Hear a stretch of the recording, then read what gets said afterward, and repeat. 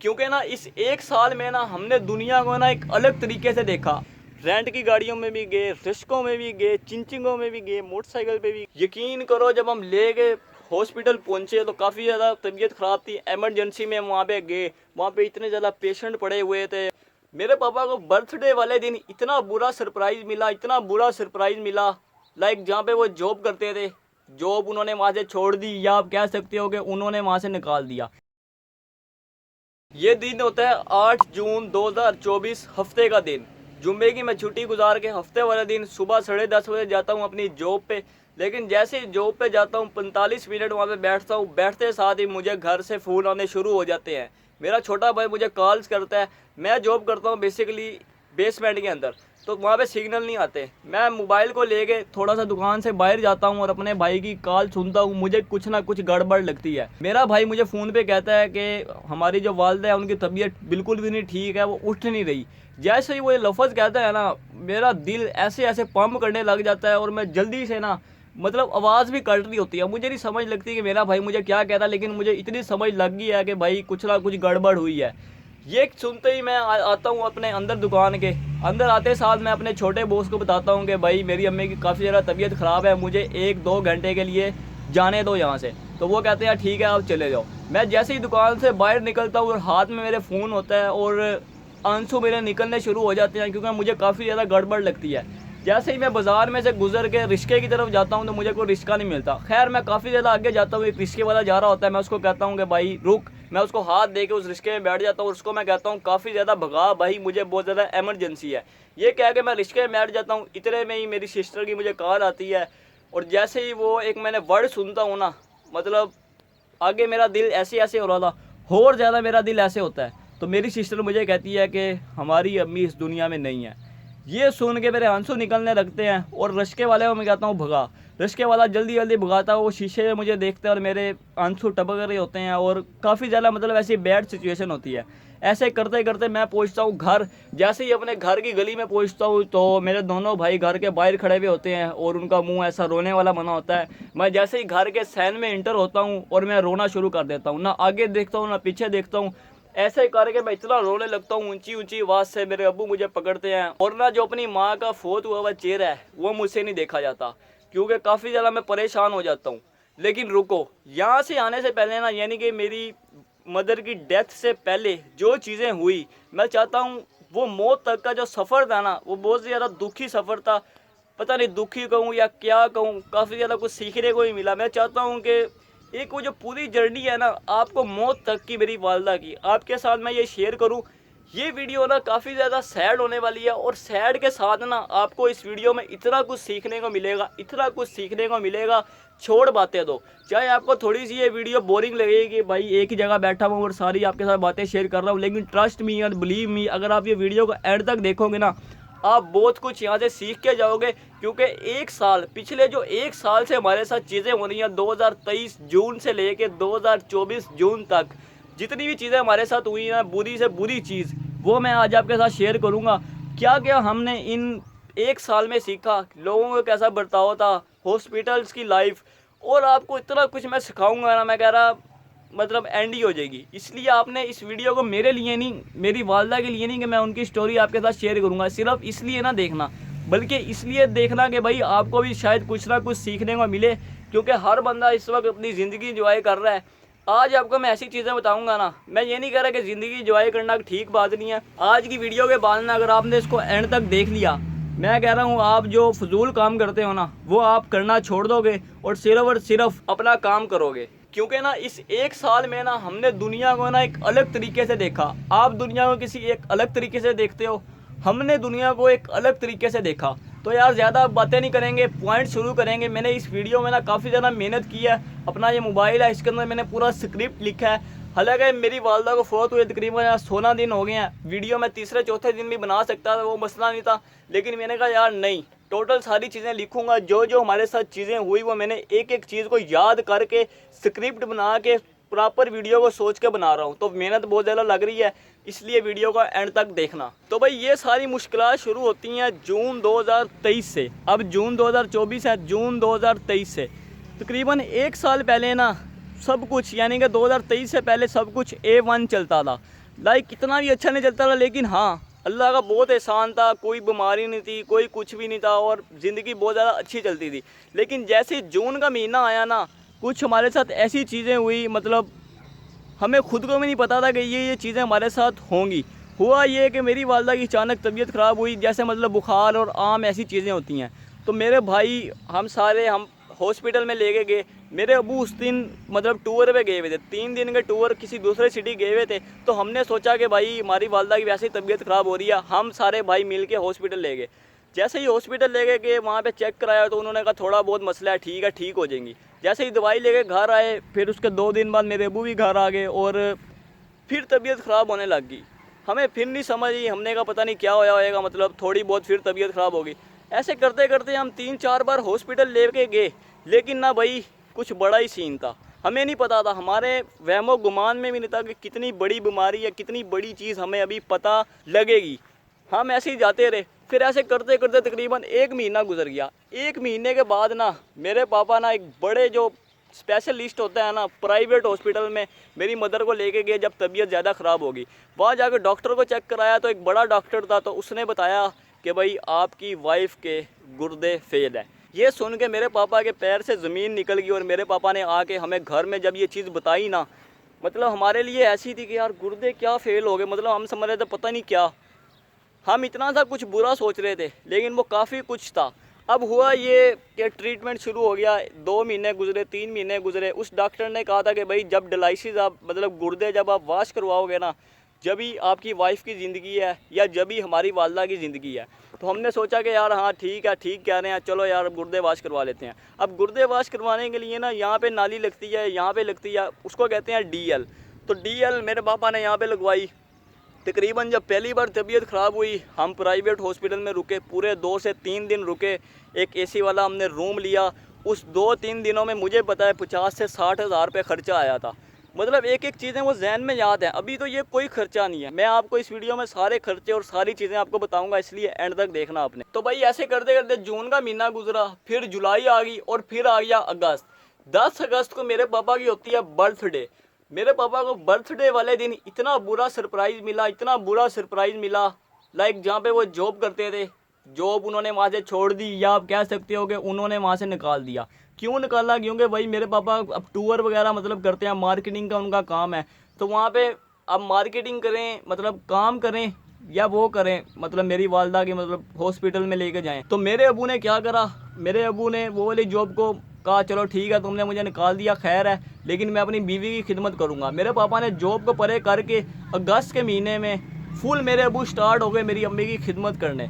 तो करते करते अगस्त का महीना, फिर डायलिसिस होते थे, फिर वो जो एक DL डलती थी ना, DL उसको कहते हैं, मैंने आपको बताया था अभी, वो जो नाली डलती है, वो तकरीबन 30 से 40 दिन चलती है। यानी कि 40 दिन चली, उसके बाद वो बंद होगी, फिर दूसरी डलवानी पड़ती है। तो 40 दिन हमने एक DL से डायलिसिस करवाए। एक डायलिसिस का 5,000 रुपये प्राइवेट हॉस्पिटल में लगता था और ब्लड का अलग खर्चा होता था। तो तकरीबन महीने में 1-2 बार डायलिसिस होते थे शुरुआत में। तो खैर 40 दिन यहाँ पे जो नाली डली हुई थी वो बंद होगी। फिर उसके बाद हमने दूसरी नाली डलवाई, जो कि यहाँ पे डलवाई। दूसरी नाली डलवाई, डायलिसिस हो रहे थे, सब कुछ ठीक जा रहा था, घर हम ले आए। लेकिन एक रात को क्या हुआ, मेरी वालदा की बहुत ही ज़्यादा तबीयत ख़राब हो गई। और जब ख़राब हुई, सुबह का टाइम हुआ, फजर के बाद मैं फजर की नमाज़ पढ़ के आया, तो उस टाइम तबीयत ठीक थी। लेकिन थोड़ा सा जब वक्त गुजरा ना, उस टाइम मैं जॉब नहीं करता था। ये मैं आपको बात बता रहा हूँ तकरीबन अगस्त के बाद की, यानी कि सितंबर अक्टूबर का ये महीना था। अक्टूबर का महीना आप लगा लो। अक्टूबर के महीने को क्या हुआ, सुबह सुबह एक बहुत ज़्यादा तबीयत ख़राब हो गई। एम्बुलेंस को हमने बुला लिया। मेरी वालदा के मुंह से मतलब झाग निकलने लग गए और वो झटके लेने लग गई, बहुत ही ज़्यादा तबीयत ख़राब हो गई। ये चीज़ हमने देख के हमने की एम्बुलेंस को कॉल। मैंने ना एक वीडियो भी बनाई थी, जब हम एम्बुलेंस में अपनी वालदा को ले के सिविल हॉस्पिटल में गए, तो मैंने वो उस पर वीडियो भी बनाई थी, लेकिन इतना कुछ मैंने आपको शेयर नहीं किया था। यकीन करो, जब हम ले गए हॉस्पिटल पहुंचे तो काफ़ी ज़्यादा तबीयत ख़राब थी। एमरजेंसी में वहाँ पे गए, वहाँ पे इतने ज़्यादा पेशेंट पड़े हुए थे और एक वो अलग ही सीन था। तो हम दुआएं कर रहे थे, या अल्लाह ज़िंदगी दे दे, या अल्लाह ज़िंदगी दे दे। और यकीन करो, मैं यहाँ पे लिटरली बता रहा हूँ, हम पूरे 1 हफ़्ता हॉस्पिटल में रहे, गवर्नमेंट हॉस्पिटल में, एमरजेंसी में भी रहे। फिर उसके बाद उन्होंने एक दिन एमरजेंसी में रहे, यानी कि जो पहला दिन था। फिर दूसरे दिन उन्होंने कहा वार्ड में शिफ्ट हो जाओ। हम ऊपर वाले फ्लोर में दूसरे वार्ड में शिफ्ट हो गए। 2 नंबर 3 नंबर वार्ड था, हम वहाँ पे शिफ्ट हो गए। वहाँ पे फिर ट्रीटमेंट चलता था। लेकिन वहाँ पे ना अल्लाह ताला ने ज़िंदगी लिखी हुई थी, यानी कि डॉक्टर्स ने काफ़ी ज़्यादा केयर की सब पेशेंट की। पूरा एक वार्ड होता था, पूरे 7 दिन हम उस वार्ड के अंदर रहे। कभी रात को मैं रुकता था, ज़्यादातर मेरे पापा रात को रुकते थे, फिर दिन को वो घर आ जाते थे। मतलब ऐसे हम पूरे बहन भाई ऐसे हॉस्पिटल्स में हमने लाइफ गुजारी। पूरा जो एक वो हफ्ता हमने लाइफ गुजारी ना, यकीन करो हमें इतना कुछ सीखने को मिला और इतनी ज़्यादा हमारे साथ बुरी बुरी चीज़ें हुई ना, मैं आपको कुछ बता भी नहीं सकता। अच्छी चीज़ें भी हुई, बुरी चीज़ें भी हुई। यानी कि कुछ डॉक्टर्स वहाँ पे अच्छे भी थे जिन्होंने अच्छा ट्रीटमेंट किया, क्योंकि गवर्नमेंट हॉस्पिटल था। कुछ ऐसे डॉक्टर्स भी थे जिन्होंने अच्छा ट्रीटमेंट नहीं किया, उन पर भी हमें काफ़ी ज़्यादा गुस्सा आया। तो खैर ऐसे करते करते एक हफ़्ते में मेरी वालदा की तबीयत काफ़ी ज़्यादा बेटर होगी और हम उनको गाड़ी में डाल के घर ले आए। तो भाई खैर घर आ गए, तबीयत ना 50% ठीक थी, यानी कि होश वगैरह थी, बात वगैरह मेरी वालदा करती थी, लेकिन चरपाई पे लेटी रहती थी। सहारा दे के वाशरूम में लेके जाते थे, लेकिन अल्लाह का शुक्र है ज़िंदगी चल रही थी। ऐसे करते करते फिर आ गया नवंबर का महीना। नवंबर के महीने में मेरी भाई की भी इस दौरान में मतलब शादी हुई। नवंबर की मैं तारीख भूल गया कौन सी थी, तो मेरे भाई की शादी हुई नवंबर में। मेरी वालदा की अलग तबीयत ठीक नहीं थी, लेकिन फिर भी हमने कहा जल्दी जल्दी कर दें, क्योंकि बुरे वक्त का कोई पता नहीं। मेरी वालदा शुक्र है उस टाइम पे ज़िंदा थी और मेरे भाई की नवंबर में शादी होगी। फिर आ गया जी दिसंबर और फिर आ गया जनवरी। फिर हमने फ़ैसला किया कि यार, बल्कि नहीं, नवंबर में जब शादी हुई ना उससे थोड़े दिन पहले ना हमने सोचा कि यार हम इस्लामाबाद जाएं। इस्लामाबाद मैंने वहाँ पे वीडियो भी बनाई थी, पूरा व्लॉग। इस्लामाबाद हमने इसलिए जाना था कि मैंने आपको बताया था 25-25 दिन नालियाँ चलती थी, यानी कि 3-4 महीनों में ना एक यहाँ नाली डल गई, एक यहाँ डल गई, एक पेट की इस तरफ, एक पेट की इस तरफ, यानी कि 4 नालियाँ लगी। अब वो चारों नालियाँ बंद हो गई थी, यानी कि 40-40 दिन सालों में पूरे हो गए थे। अब हमने पक्की जो नाली होती है ना वो डलवाने के लिए हम इस्लामाबाद गए। इस्लामाबाद हम कुछ तकरीबन 3-4 दिन रहे। मेरे पापा हम मतलब कार करवा के गए, वहाँ पे हमने ट्रीटमेंट करवाया, नाली वगैरह डली और हम खैर घर आ गए। फिर ऐसे वक्त गुजरता गया, जनवरी महीना आया, फरवरी, मार्च, डायलिसिस हम करवाते थे। पक्की नाली उनको डल गई थी यहाँ पे। वो नाली 5 साल चलती थी। उन्होंने डॉक्टर्स ने बताया कि जो नाली डली है 5 साल चलेगी, आप इनको चलाई जाओ। तो डायलिसिस हम करवाते थे। मेरे पापा प्राइवेट हॉस्पिटल में, गवर्नमेंट हॉस्पिटल में, कोई भी हमने हॉस्पिटल छोड़ा ही नहीं। सब हॉस्पिटल्स में हम ले गए अपनी वालदा को, गए रेंट की गाड़ियों में भी गए, रिस्कों में भी गए, चिंचिंगों में भी गए, मोटरसाइकिल पे भी गए, मतलब बहुत सी चीज़ों पे गए। बाकी यार बताने के लिए तो मेरे पास बहुत कुछ है। अभी तो मैंने आपको 50% बातें बताई हैं, बाकी 50% चीज़ें मेरे पास लिखी हुई पड़ी हुई हैं। लेकिन मैं चाहता हूँ कि यार सारी की सारी आपको ऐसे ना बताऊँ। अगर पॉइंट वाइज पॉइंट आपको बताऊँगा तो वीडियो काफ़ी ज़्यादा लंबी होएगी। बाकी इन शॉर्ट आपको बता देता हूँ कि ये जो पूरी जर्नी थी ना हमारी 1 साल की, ये पूरा जो 1 साल का सफ़र था, ये बहुत ही ज़्यादा खतरनाक सफ़र था और बहुत ही ज़्यादा टेंशन वाला था, बहुत ज़्यादा चैलेंजिंग ये वाला सफ़र था। लेकिन शुक्र अल्हम्दुलिल्लाह से ये सारा सफ़र, ये सारी चीज़ें गुजर चुकी हैं। लेकिन एक चीज़ बताऊँ, इस सारे सफ़र ने ना हमें बहुत कुछ सिखाया, बहुत कुछ सिखाया। सबसे ज़्यादा इस सफ़र में ना हमें जिस चीज़ की मुश्किलात पेश आई वो थी कार। जी हाँ, एक अदद अगर हमारे पास कार भी होती ना छोटी तो इतनी शायद मुश्किल ना होती, लेकिन कार अनफॉर्चुनेटली नहीं थी। वो तो मुझे पता है कि इंशाल्लाह एक वक्त आएगा बहुत जल्द के बहुत ज़्यादा कार्स होंगी, वो तो मुझे पता है, लेकिन अभी होनी चाहिए थी, लेकिन नहीं थी, अल्लाह की मर्जी। लेकिन फिर भी अपने रब का मैं अरबों खरबों एहसानात उस रब के हमारी तरफ, मैं उसका शुक्रिया अदा करना चाहता हूँ। उस रब के बाद ना अपने मैं वालिद साहब का शुक्रिया अदा करना चाहता हूँ, क्योंकि उन्होंने इतनी मेरी माँ की खिदमत करी, यानी कि उनकी वाइफ थी, इतनी खिदमत करी, मतलब उनको दोनों हाथों से सलूट है, इतनी उन्होंने मतलब खिदमत करी। हमने फिर भी थोड़ी सी कहते हैं ना कम करी, लेकिन मेरे पापा ने हर चीज़ छोड़ के मेरी वालदा की खिदमत करी, दोनों हाथों से उनको सलूट है। ऐसा आदमी मैंने पूरी दुनिया में नहीं देखा होगा अपने बाप जैसा, जितनी मेहनत उन्होंने करी। यकीन करो, दवाई उन्होंने देनी, उसके अलावा इंजेक्शन वगैरह, उसके अलावा ड्रिपें वगैरह लग रही, उसके अलावा फिर हॉस्पिटल लेके जा रहे, साथ जाते थे, पैसों से भी वो जंग कर रहे थे, बीमारी से भी जंग कर रहे थे और काफ़ी ज़्यादा चीज़ों से वो जंग कर रहे थे। दोनों हाथों से मेरे पापा को सलूट है। बाकी यार ये वक्त बहुत ही ज़्यादा मतलब गुजर गया, बहुत ही ज़्यादा खतरनाक था, मैं बयान नहीं कर सकता। मतलब ऐसा रोना आ रहा है अगर मैं दोबारा वो वाला वक्त सोचता हूँ ना। वैसे अगर वही वक्त सोचते रहेंगे तो आगे नहीं बढ़ेंगे, इसलिए शायद से मैं दोबारा से कभी इस तरह की चीज़ें बयान नहीं करूँगा। अगर करूँगा भी तो बहुत ज़्यादा कम करूँगा, क्योंकि जो चीज़ें हैं ना बहुत ज़्यादा आपको कुछ बताने के लिए हैं, लेकिन सारी अब मैं नहीं बताऊँगा। बाकी मैंने आपको सारी चीज़ें बता दी। बाकी एंड में मैं आपको बता देता हूँ कि हमारी लर्निंग्स क्या थी इन सब जर्नी में। लर्निंग हमारी यही थी कि भाई ढेर सारा पैसा गाड़ी, ये वो, ये हर चीज़ होनी चाहिए। अगर नहीं है तो हमने ज़िंदगी वो वाली देख ली कि भाई अगर नहीं होती है तो ये हाल होता है। बाकी इंशाल्लाह अल्लाह ताला देगा। बाकी जिस दिन मेरी वालदा फोत हुई उसके 4 दिन पहले यानी कि ना वो कुछ खा रही थी, ना कुछ पी रही थी, ना वॉशरूम, मतलब ऐसा हो गया था। हमें भी एक ना वो समझ आने लगी थी कि हाँ यार अब तबीयत बहुत ज़्यादा ख़राब है, अब इनके पास टाइम बहुत ज़्यादा कम है। जब आखिरी 4 दिन थे ना, बहुत ही ज़्यादा बैड सिचुएशन थी। और फिर हफ्ता हुआ, मैंने आपको बताया कि मैं शॉप पे गया और पीछे से डेथ हो गई। फिर मैं घर आया। जिंदगी में ना मैं कभी किसी के सामने इतना मतलब रोया नहीं था। फर्स्ट टाइम इतना किसी के सामने मैं रोया। आपको पता है कि जो मर्द होता है ना वो रोता नहीं है, और जो औरत होती है वो मतलब रो जाती है। लेकिन ये नहीं, इसका मतलब ये नहीं है कि मर्द के अंदर गम नहीं होता। मर्द के अंदर भी गम होता है, लेकिन वो ऐसे आज़ार नहीं करता, वो चुप कर जाता है। और औरत जो है वो बोल लेती है, रो लेती है। लेकिन जो मर्द नहीं रोता ना, वो ज्यादा खतरनाक होता है, यानी कि वो अंदर ही अंदर रो रहा होता है, उसका दिल रो रहा होता है। ये चीज मैंने अपने वालिद के अंदर देखी। जब मेरी वालदा फोत हुई वो हमारे सामने एक दफा भी नहीं रोए, एक दफा। हालांकि गम तो आपको पता है कि साथ जो हमारा साथी हमारे साथ चला जाए कितना ज्यादा गम होता है, लेकिन मेरे पापा हमारे सामने एक बार भी नहीं रोए। गम उनको बहुत था, अंदर ही अंदर वो रोते थे, सैड होते थे, लेकिन हमारे सामने नहीं रोए। उसकी यही रीजन है, अगर वो हमारे सामने रोते हैं तो हम भी उनको देख के रोते, और वो ज्यादा मतलब अलग अलग चीजें खराब होते, सारे मामला खराब होते।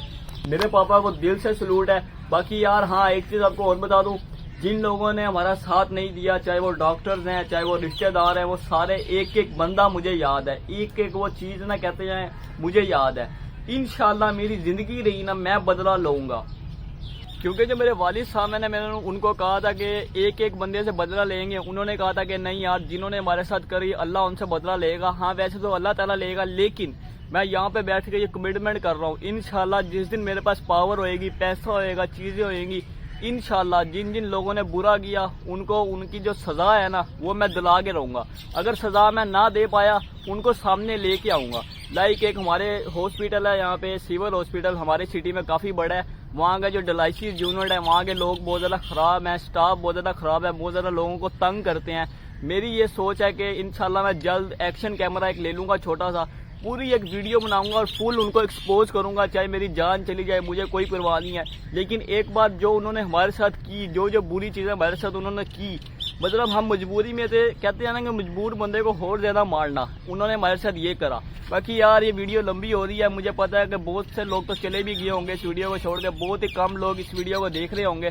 बाकी यार वीडियो लंबी हो रही है। बाकी आप प्रेयर कर देना मेरी वालदा के लिए। आज तकरीबन 17-18 दिन हो गए हैं। अब मैं वीडियो शूट कर रहा हूँ, अब इसको एडिट करूंगा, फिर मैं इसको अपलोड करूंगा, तो काफी ज्यादा टाइम टेकिंग वर्क है। इस व्लॉग को ना करते हैं यहीं पे एंड। मैंने आपको सारी जर्नी बता दी कि यहाँ से यहाँ तक अभी भी काफी ज्यादा चीजें हैं जो मैंने आपके साथ शेयर नहीं करी।